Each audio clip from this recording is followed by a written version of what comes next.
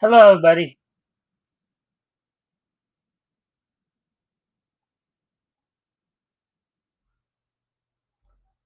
All right. So happy Tuesday, everybody. Today is Tuesday, June the 25th, 2024. So welcome to the Mikestand.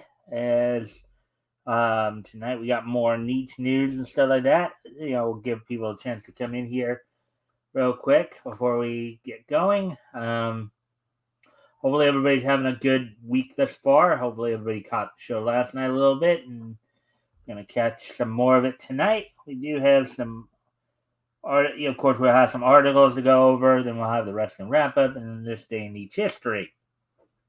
Um, like I said, we're just kind of waiting for more people to show up. As always, guys, if you haven't already, you guys can like and share the stream. See if we can get more people in here to engage. That'd be more, nice, friendly people. Also, if anything we talk about tonight grabs your attention, feel free to comment and or ask questions. I'll try to answer the questions to the best of my ability. So we're just, as I said, just waiting for more people to show up. Um, let me see. I get a rhythm, gonna get a clue. I put it together. It's up to you. Fantastic treasure hunt. It fantastic. Anyways,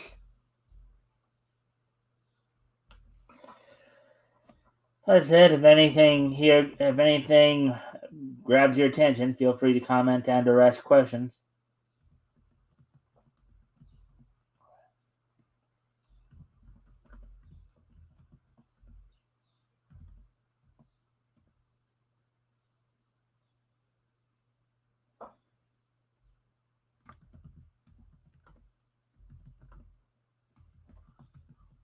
Just waiting for to see if more people show up.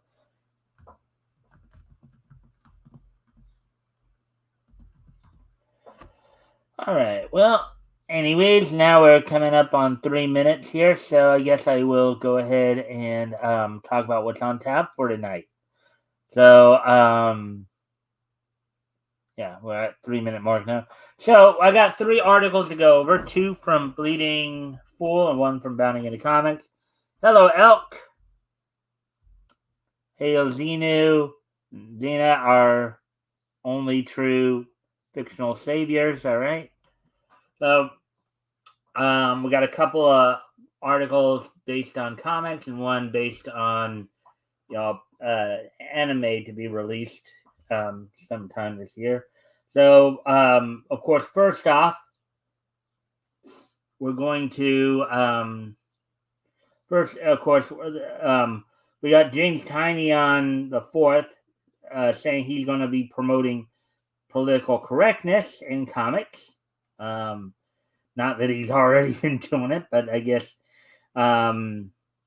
Marvel is talking about ending the Skywalker saga after 50 issues, and of course, Warner Brothers Japan has more trailers being released for its Suicide Squad isekai.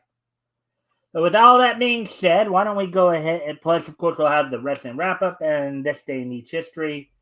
So with that, why don't we go ahead and get started then?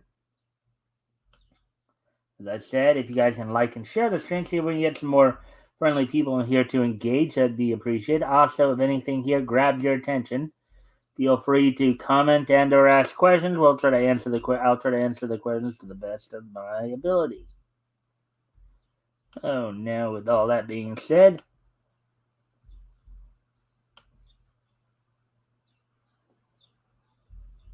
let's see. Rick not on. No, I usually don't. I don't have him come on Tuesday because I know he's got his show like right after mine. So I know that he's usually, preparing for his own show, Elk. So, Granted, I did kind of send out an invite to somebody to come on if they felt like it, because I heard that they had the night off. So so I might have a guest come in to co-host, but if not, it's like usual, just me tonight. So, anyways, so let's get into the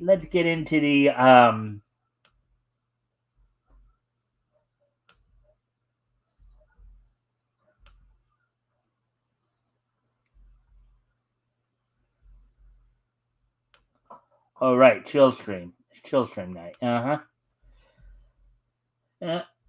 I mean, he mentioned that last night because you guys were wanting to know about his date. He was telling you guys he was going to tell you guys all about it when he was going to do his show tonight. So, anyways, let's get into and the first article, of course, is from your favorite guy, Elk Avi Green here. So, James Tynion the fourth, committed to promoting political correctness in comics. Article by Avi Green, published back on June 20th, which was last Thursday. So there's the guy right there, James Tynion the fourth. Such a pretentious name, huh?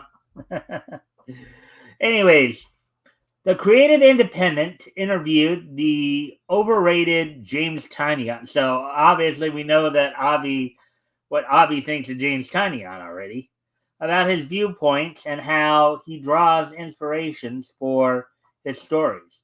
He told them, for example, this is a quote from James Tynion, I guess. You're celebrating your first decade. I guess this is a question actually they asked him. You're celebrating your first decade of your independent work.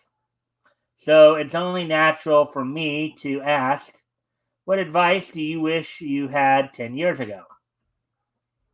Now I guess back to Avi here. The amazing, or maybe it's him responding. The amazing thing is that, or maybe amazing is the wrong word, but I think I always had I think it's James talking now here, a kind of true north of what I wanted out of my independent work. At the start of my career, I was co-writing a lot of comics over at DC. I was working on the Batman titles over there, so I had my day job. Those were the projects that I was willing to compromise on. I was taking notes. I was learning how to do things. Creator-owned work is where I knew that I would be able to tell the sorts of stories that really spoke to me and expressed who I was. At that moment in my career, I was mostly working with other writers and stuff like that. I really didn't have the opportunity to show people my personality and my core interest. I don't really think you're supposed to as a story writer, but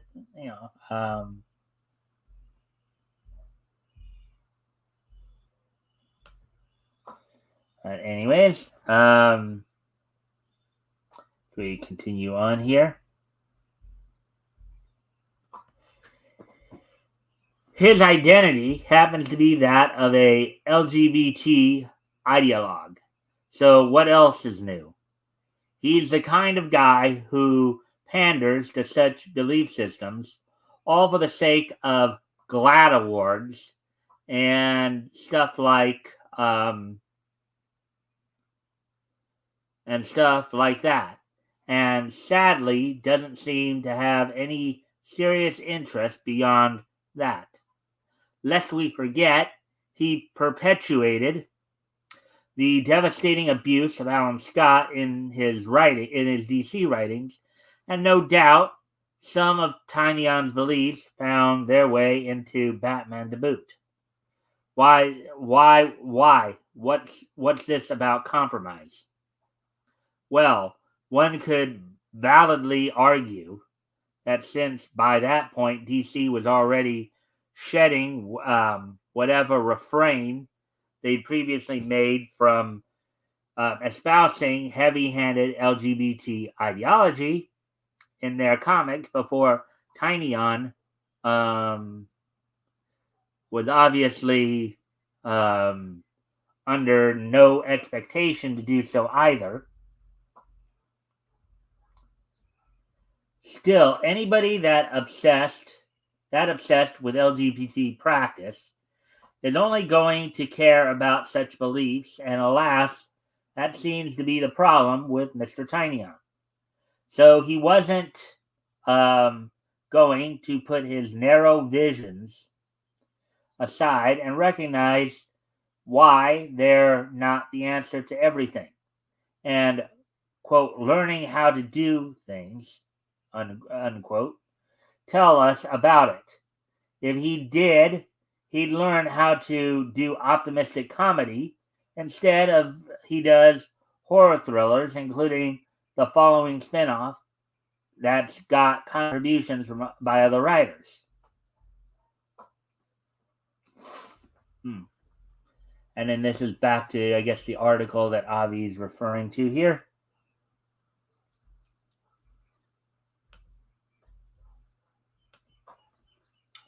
To that end, one of your most popular works, Something is Killing the Children, has a spin-off series, House of Slaughter, where so this is the interviewer speaking, where you've stepped away from that sole author role, and now you're in this more director role, working with multiple authors. How does your process for plotting and directing differ from your process as a sole author? Is it similar in that you still have that North Star that you're walking to now? You're just more hand in hand, or you're pushing someone else in that direction and saying, quote, hey, I need you to go over there, unquote. All right, so that was the interviewer. So now this is James Tinion's response. Well, I mean, every collaboration is a little bit different. But I think that the biggest thing that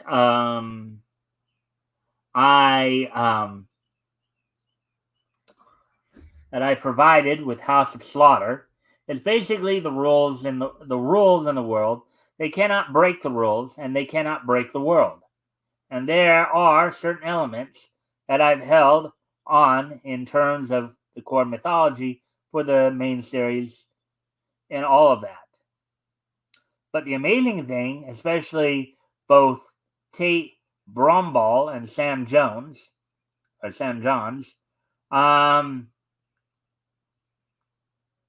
they would come back to the table with these incredible ideas. I had several instances where I've said, quote, this is the general shape I see this moving in, unquote. And then they come back with better stuff, and I was like, quote, yeah, throw my stuff out. This is better. This is what the story should be, unquote.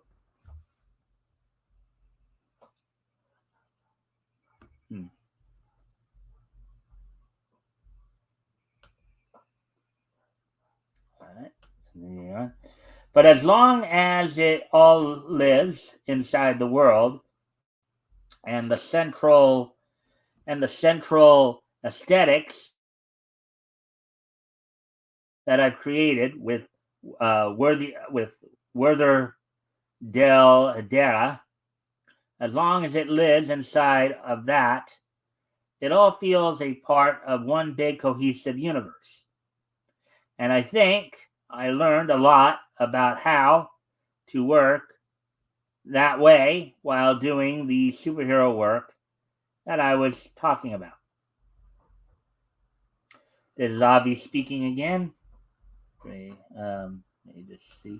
And of course, again, if anything here grabs your attention, feel free to comment and or ask questions. I'll try to answer the questions to the best of my ability. Oh. This is all, let's see. So this is Avi talking again, as we said. This is all pretty rich coming from somebody who broke certain rules and disregarded established continuities when he worked at DC. If he's worked at Marvel or will in the future, so long as they're still around, no doubt he'll disregard core mythologies there too. A whole cohesive universe? Gee, why doesn't he think this counts for a corporate owned creation? Um, Regrettably, conglomerate owned products have been some of the biggest victims of all this woke propaganda for many years now. And it would be wise to think creator owned comics can't fall victim to the same. Now, I guess we're going back to the interview here.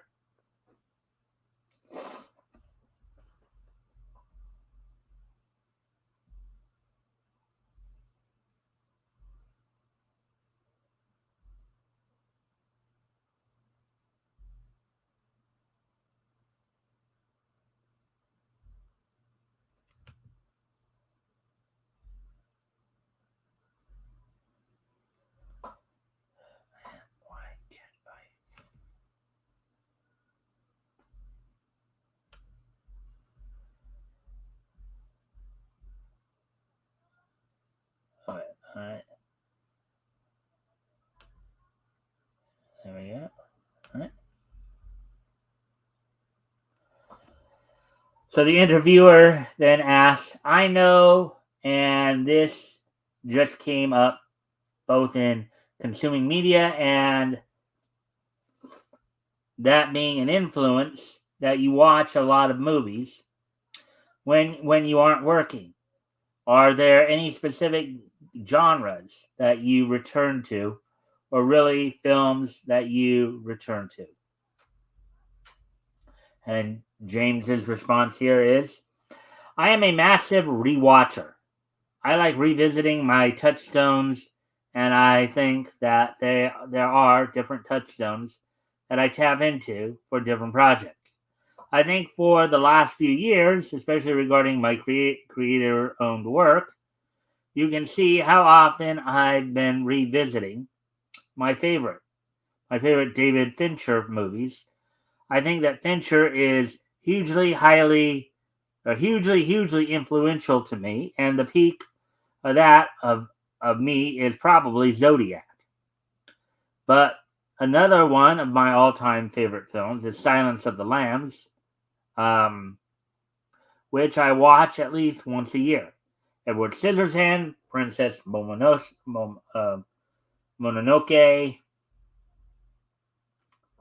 With all of these, it's about the story. It's how they tap into the story of me. It's the first time that I interacted with these things. So sometimes to recapture a feeling of how I was at a moment in time, I will rewatch Edward Scissorhands, and I'll rewatch the 20 other movies that I would have been watching around the same time to get myself back into the headspace, who I was then and who I am now. All right. Let's see. Okay, so now let's see what Elk has to say here. Yada yada yada. Avi preaches to his own inner choir, but doesn't even provide one example of Tinian bringing continuities or character changes. Well, let's see. I think he does make reference to it in this article, and he's probably naturally assuming that a lot of people know what he's talking about, because I think one of the things he did mention in how Tinyon answered was the whole idea of making Alan Scott gay. Yes, that Scott guy may have furthered that point, and added more to that. But Tinyon may have been dropping hints of it in his work too. So,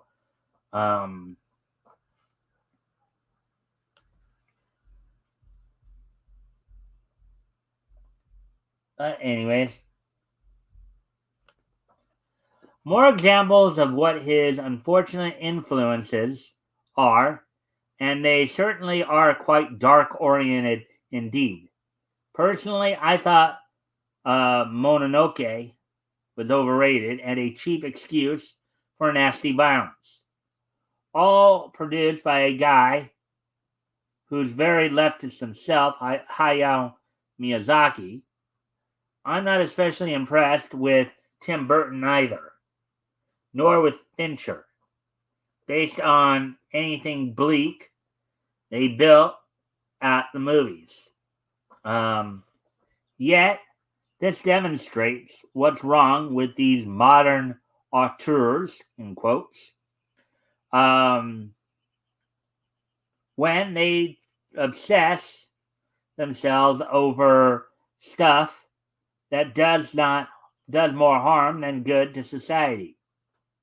And then some wonder how Hollywood's so uninterested in serious focus and on combating Islamic terrorism. At the end, Tinyon gave a list of items he's reviewed and recommends.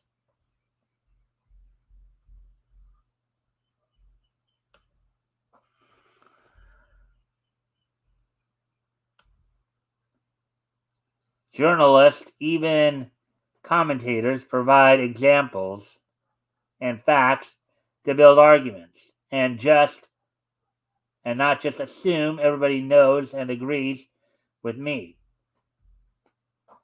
Well, granted, this he does a lot more editorializing than usual, but I think in his own way he is. Maybe you're just missing it because I think again he did kind of.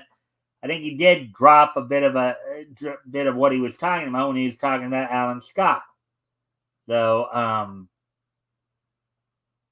he may not be. Maybe he should be giving more clear-cut examples out there, but that would probably make a lot of the arguments. A lot. That would probably make you know the articles a lot longer than maybe he feels they should be.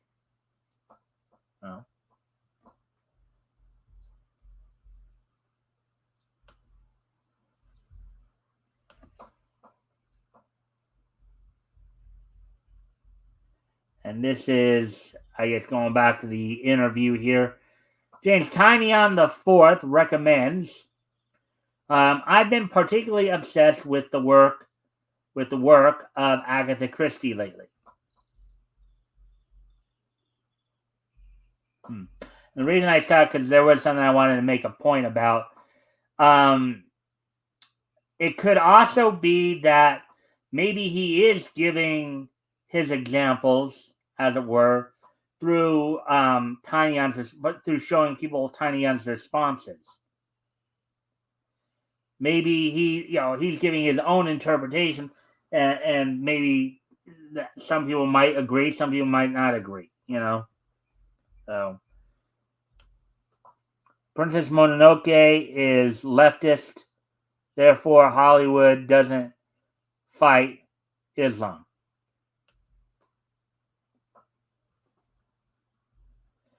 Well, I can see the point he's making. It may not be well articulated, but I think now, granted, I don't know what it's actually called, but yeah, that might be somewhat of a logical leap there. However, I see his point in that the overall mindset of these people, yeah, they do because they share a lot of the same, mentality on things. You do find that there is a certain segment of the LGBT community, particularly those who are considered left-leaning ideologues, much like James Tinyon here, who will probably also do think that Islam's good, Judeo-Christianity's bad. All right? So, Avi is unhinged. I don't think he's unhinged. He just may not be the most articulate at making his points. Anyways, James Tynion the Fourth recommends. I've been particularly okay, yeah, and we already read that part, but I'll read it again here. I've been particularly obsessed with the work of Agatha Christie lately. The books are so smartly constructed with such fascinating characters, and they can get brutally dark. I've been burning through them, but I highly recommend The Crooked House.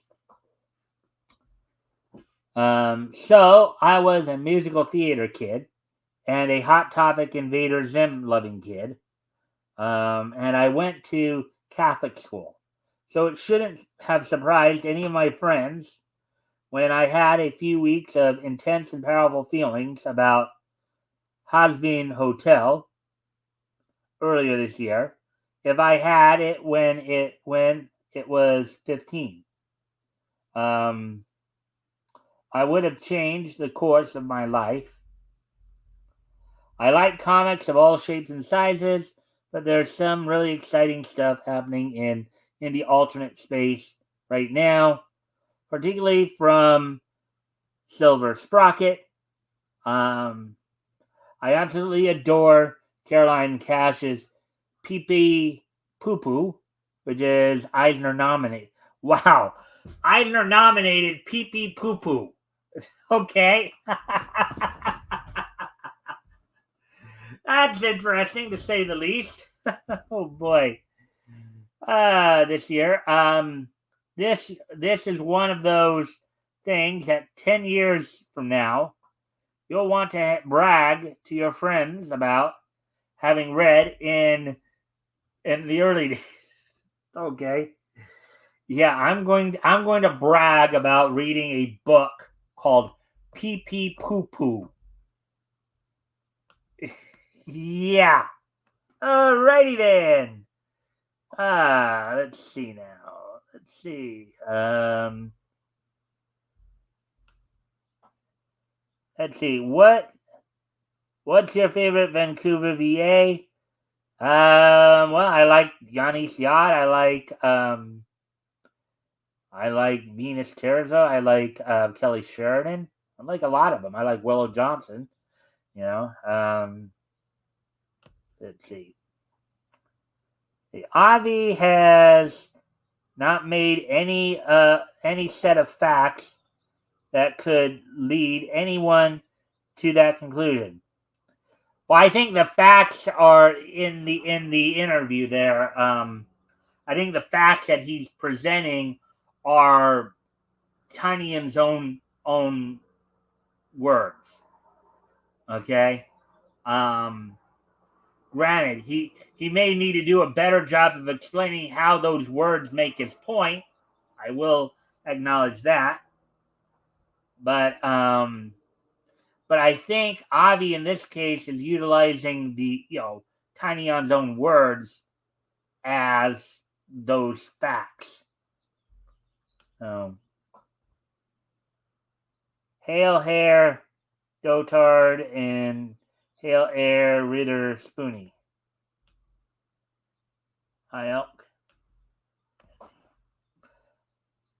I watched an entire documentary that proved McCready was a the thing at the end of the movie. The evidence comprised of facts they made up saying it happened off screen.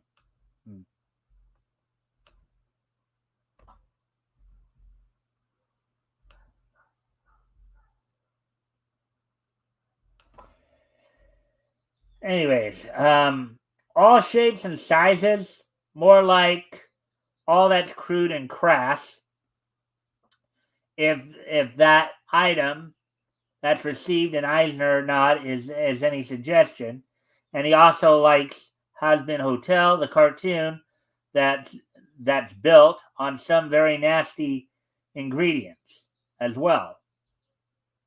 All right, so man, we sure have a sad situation here. All right, let's not forget Tynyon also has a condescending view of capitalism. It's good he's no longer working at DC, but of course, so long as leftists run the store, neither DC nor Marvel will ever be repaired. For now, one could argue that Tinion's producing in the indie zone also does a disservice for indies in general, though it's foremost the fault of the MSN mainstream media, if that's all they're going to highlight. A very sad shame. This is the generation we now have clogging the industry with their worthless works about horror and darkness. Yeah. All right. So there we go with that article.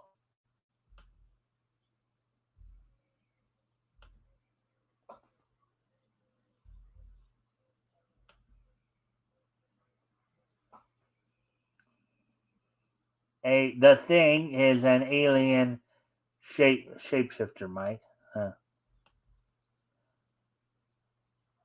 Again, read that. Has been hotel nasty ingredients. He doesn't provide. And by the way, Tinion's anti-capitalist.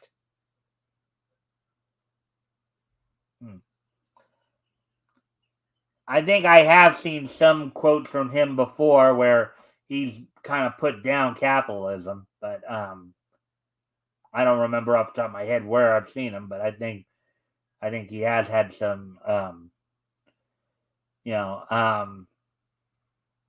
and again, he probably is assuming that people know what he's talking about. Maybe he should elaborate a little bit more on what he means by that.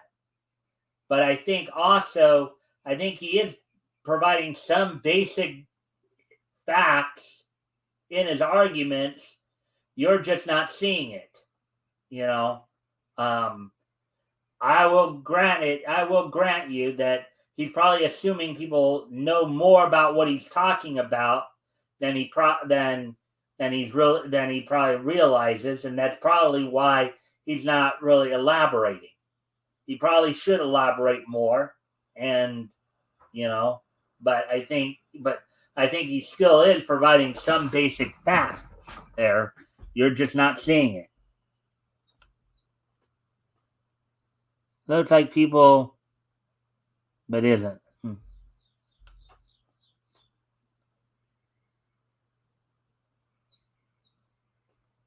Those sentences have no logical. I wouldn't agree with that. I see the logic in them. If you can't see the logic, that's on you. I can see more or less some of the logic there of what he's getting at. Granted, he should probably elaborate a little bit more. I will acknowledge that. But I've never seen Game of Thrones. Yeah, I haven't either there, Spoon. So, anyways, let's move on. Let's move on to the next article here.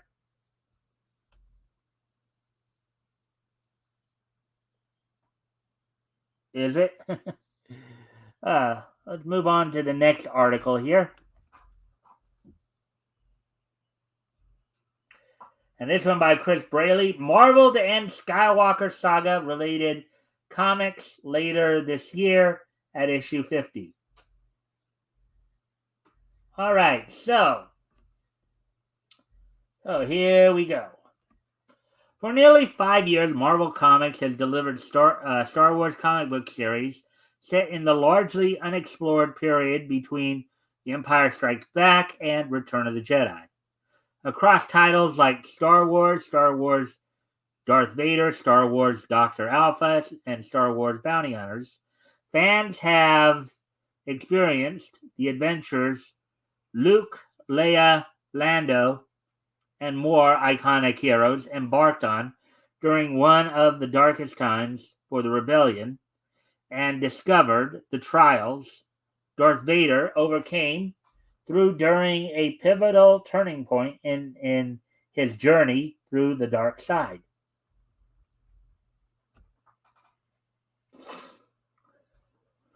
Now, this exciting chapter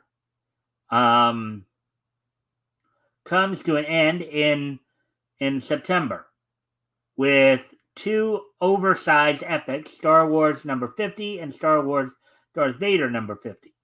Then later this year, Marvel Comics will take readers to a different era of the galaxy, far, far away.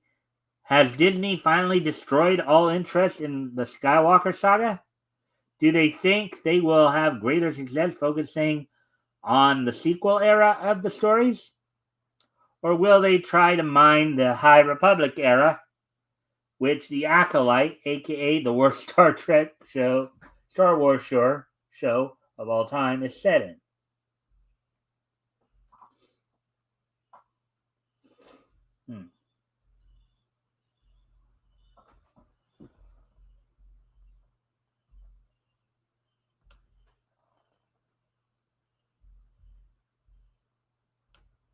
I have a question, Mike. Why are the youth today so creepy? Well, first off, I don't know if they're creepy or not. If you have found that you find some youth probably creepy, it may just simply because it could possibly be all this woke propaganda that's being pushed on them. That would be my theory. Instead of embracing more traditional values, people are like, putting all these progressive values out there, pushing those, and that might be what's making them creepy. Oh, episode 5 is out.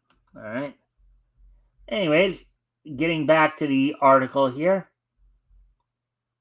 And again, guys, if anything grabs your attention, feel free to comment and or ask questions. I'll try to answer the question best of my ability. So, in Charles Soule and Madabek Musa Bekoff's Star Wars number 50, Jedi Master Luke Skywalker must teach his student Ben Solo a powerful lesson about the true balance between light and dark. He offers up a tale from the days of the Rebel Alliance that touches on multiple eras of Star Wars history and brings this epic run to an end. Well, an end. I think it should have said to an end. Then writer Greg Pak closes out the longest-running Darth Vader comic series ever alongside artist Raphael Ienco and more in Star Wars Darth Vader number 50. In the final issue, Darth Vader finally unleashes the power he's accumulated through the Schism Imperial against the only person in the galaxy he hates more than he hates himself, Emperor Palpatine.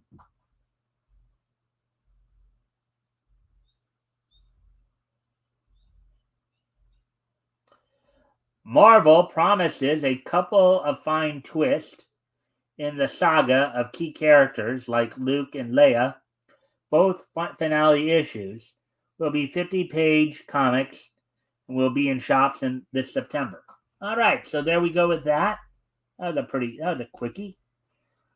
Let's see. We're at 39 minutes now, so we probably will have enough time to get one last article in here.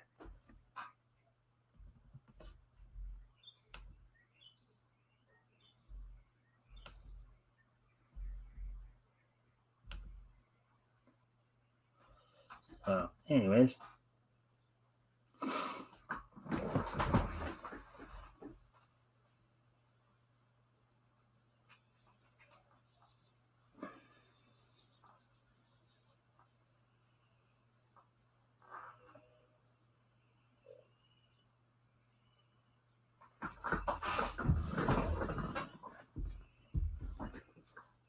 All right, so let's get into this last article we're going to cover tonight before getting into the wrestling wrap up.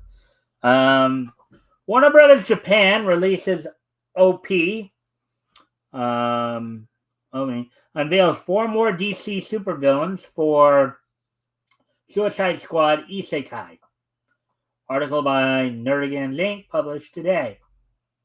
There's Harley Quinn on the right there, or at least their version of her. While the West continues to disappoint with such offerings as the low-quality Crisis on Infinite Earths trilogy and the Ray Swat Batman Caped Crusader, a new preview of the Japan-based Wit Studio upcoming Studio Squad Isekai, reminding fans of what a good DC animated outing can look like.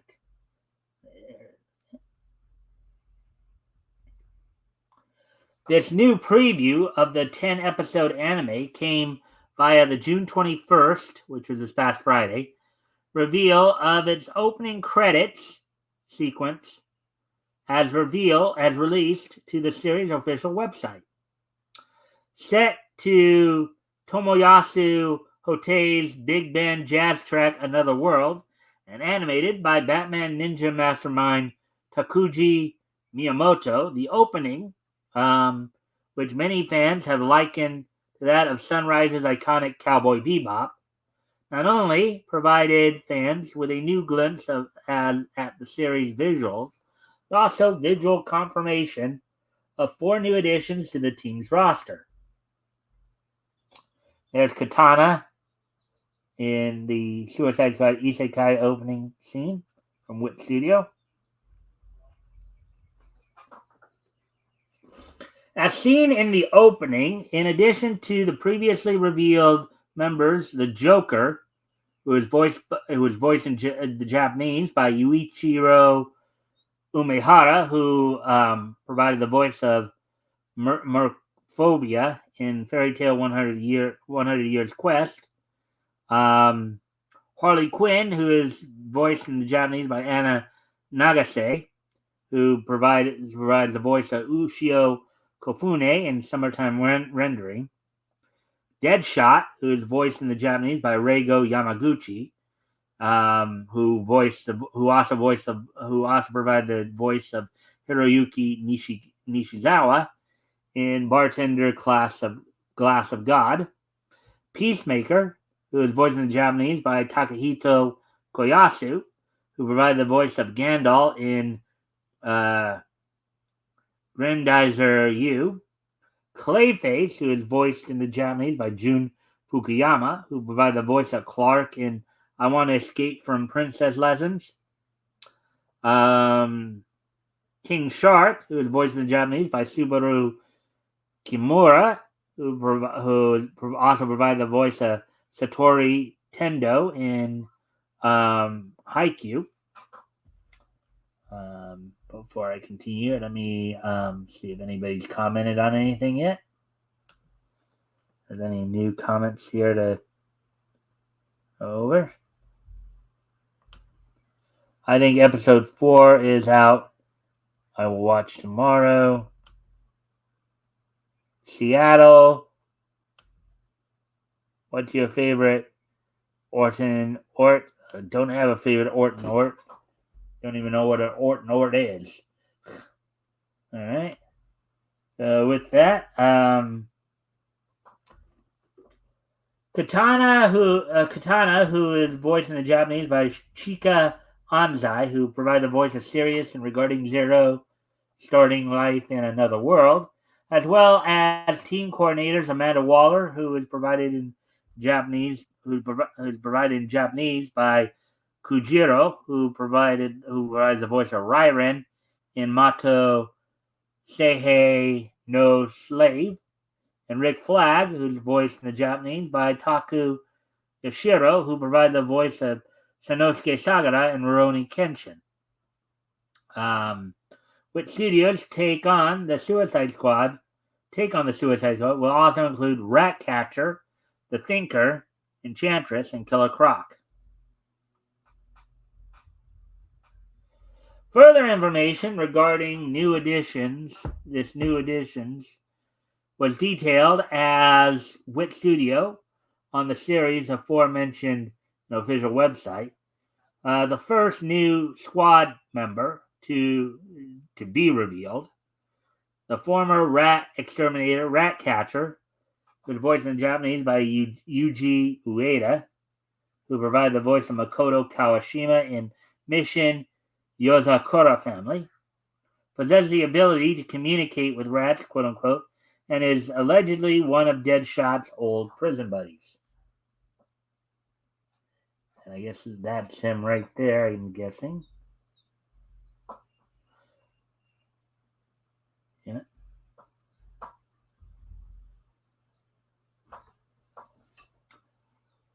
Said to be a brilliant mad scientist with a huge ego, the Thinker is voiced in Japanese by Hochu Otsuka, who also provided the voice of Beltrola in Ranger Reject. Uses his thinking cap to enhance his abilities and manipulate minds. Of course, the Thinker was one of the arch enemies of the Golden Age Flash, Jay Garrick, who would often use his thinking cap to come up with ways to. Mike, you have to live the rest of your life as one of the following.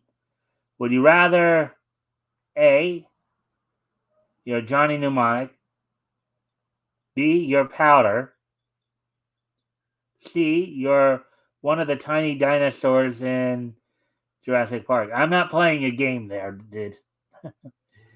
None of them sound all that. I'm not playing the game. So.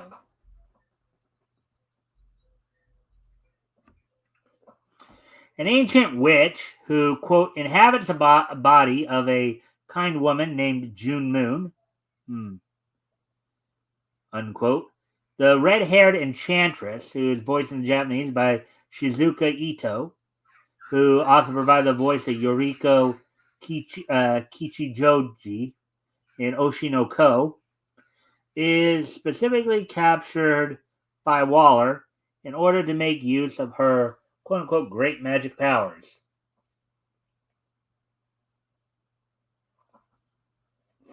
Being able to enchant people, yeah, it can be considered a great power. And rounding out these rookies is the fan favorite Batman villain, Killer Croc, who is voiced in the Japanese by Taro Kiyuchi, who provided the voice of Luck in Fluffy Paradise, the green-scaled, self-described as a crocodile-like human with extreme strength, quote-unquote, who, quote, conquers the underwater realm with super speed and power, unquote. There's their version of Killer Croc right there. Alongside the opening and these new character sheets, Wit Studio also published the official synopsis for the series' first episode, A New World. Quote, after going on a rampage with her partner in crime, the Joker, Harley Quinn is sent straight to Belle Reve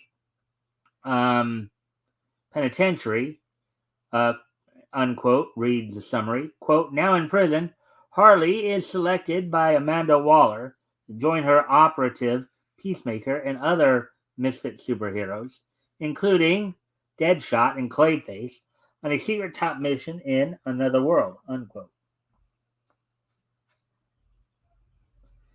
There's the Joker and Harley Quinn right there.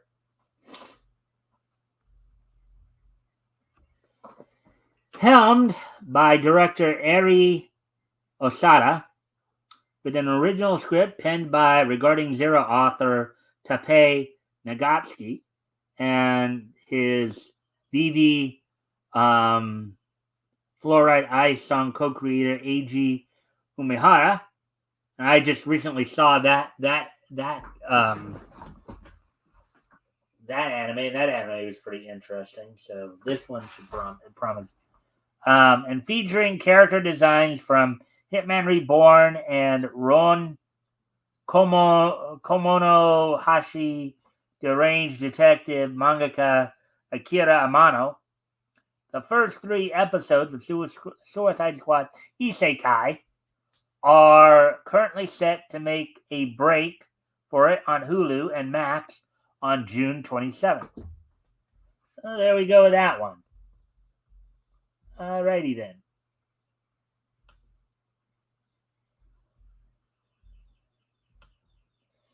There we go with that one. Let's see.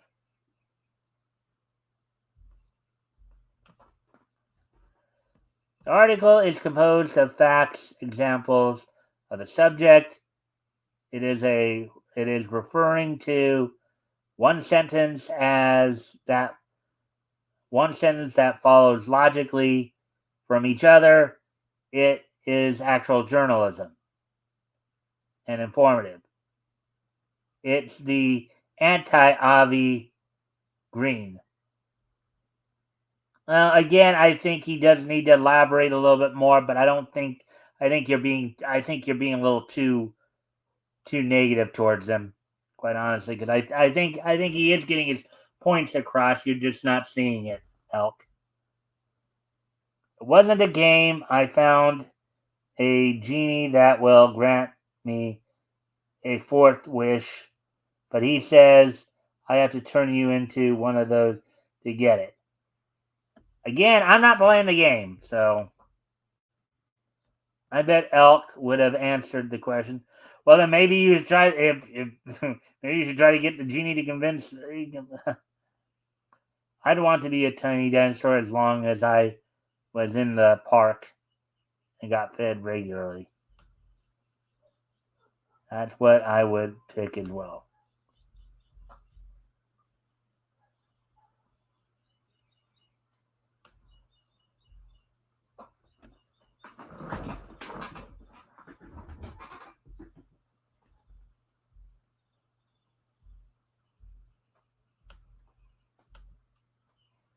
All right, so with that being said, of course, I'm going to move on to the wrestling wrap up, which is going to be a bit quicker tonight. We're just going over just primarily some stuff from WWE.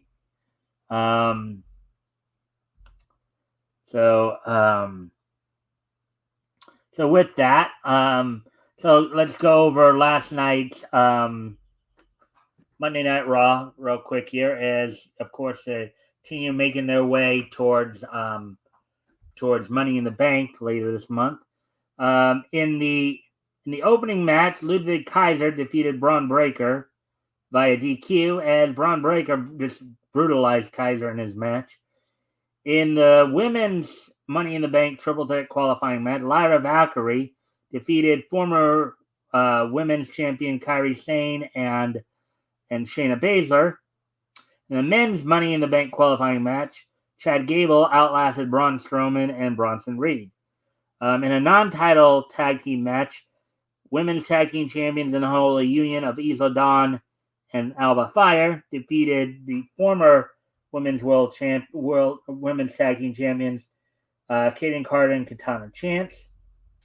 Karrion Kross defeated Kofi Kingston in a one-on-one match, and in a match that I guess was added towards the end there, the WWE World Tag Team titles were on the line as Awesome Truth of R-Truth and The Miz defended the titles against the Judgment Day duo of Finn Balor and JD McDonough, in which Finn Balor and JD McDonough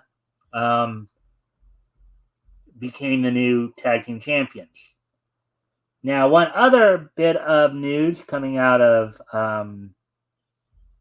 let me see here. The genie said because you refused to pick, he's turning you into a goldfish. But he's giving you a tiny car as well.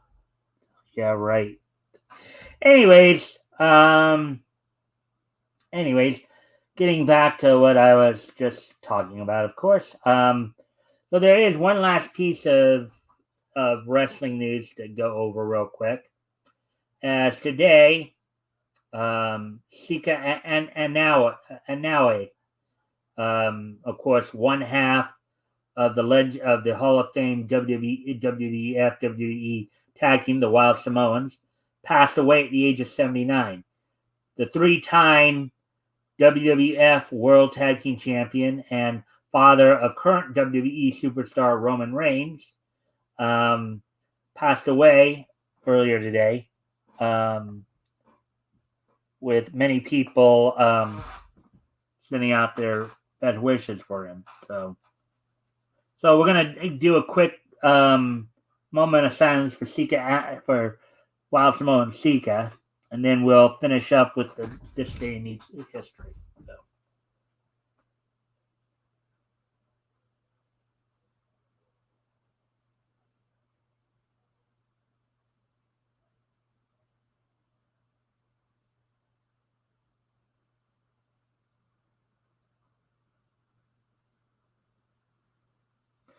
All right.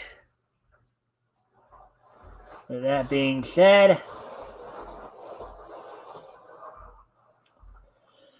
that being said,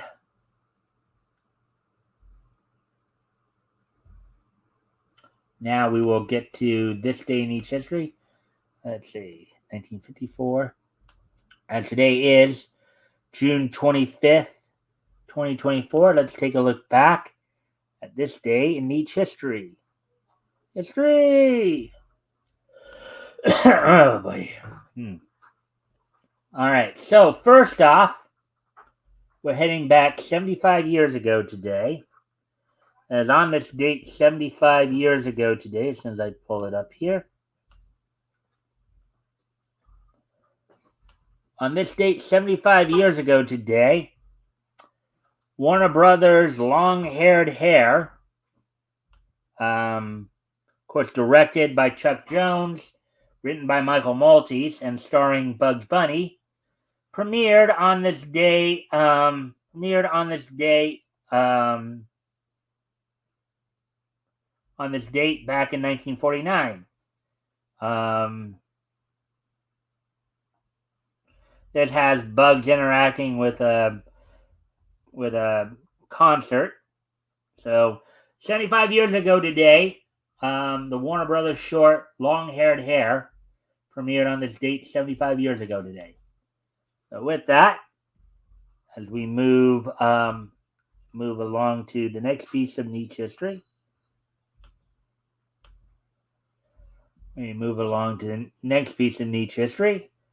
moving ahead to 1954, which was 70 years ago today.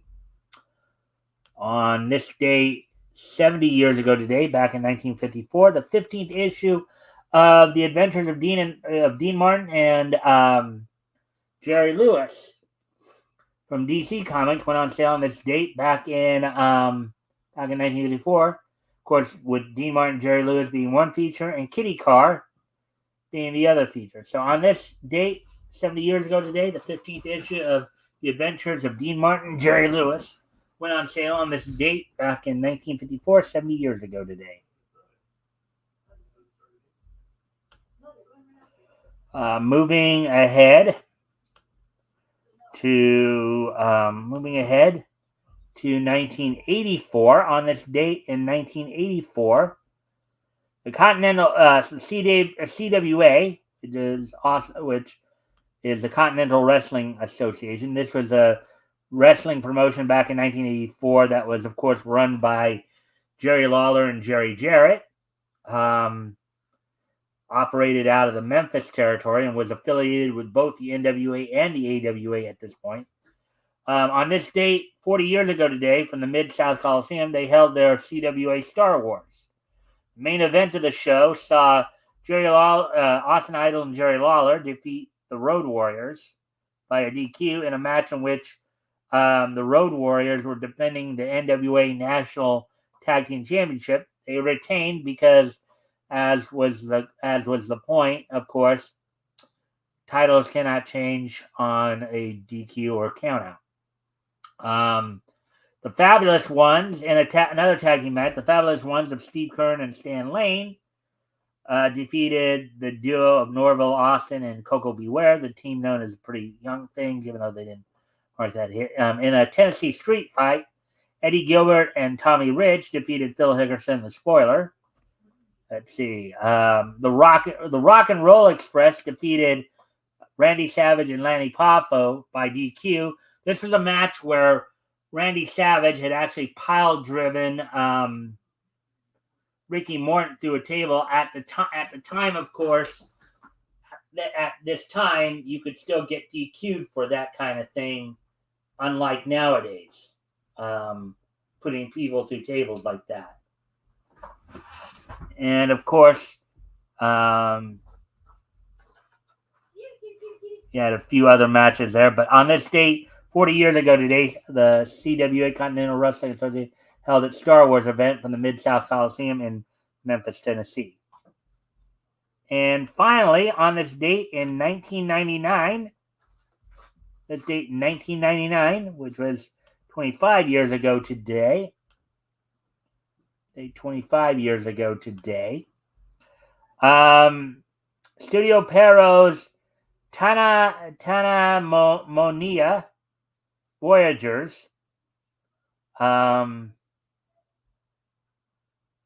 Tanamonia Voyagers. Premiered on Japanese television on this date back in 1999. On this date, 25 years ago today, back in 1999, Studio Pero's Tanamonia Voyagers premiered on this date back in 1999. So with that, I thank everybody for being here tonight. Hope everybody enjoyed the show. I know. I guess Elk wasn't too fond of Avi's presentation, and I will agree. Maybe he does need to elaborate a little bit more, but that was probably more of an editorial, and he's probably assuming too much. Probably assuming too much that people know what he's talking about. So, but I think he still is doing journalism.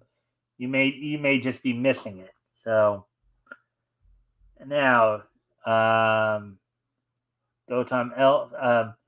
Can you explain the heat wave hoax in California? No, I can't, because I don't know of it as a hoax. I mean, we are kind of having a bit, well, I wouldn't call it a heat wave. I call it summertime weather. So, how that ties in with the fake climate. Anyways, with that, I'll be back here tomorrow. I'll have Rick Piper on with me to go over more niche news. Also, of course, this Friday, Apex from Apex Comics will be on with me. As we'll be continuing our coverage of comics that went on sale on March of 1940. This week, focusing in on Marvel Comics. So with that, I thank everybody for being here, and I hope to see everybody back here tomorrow. Bye.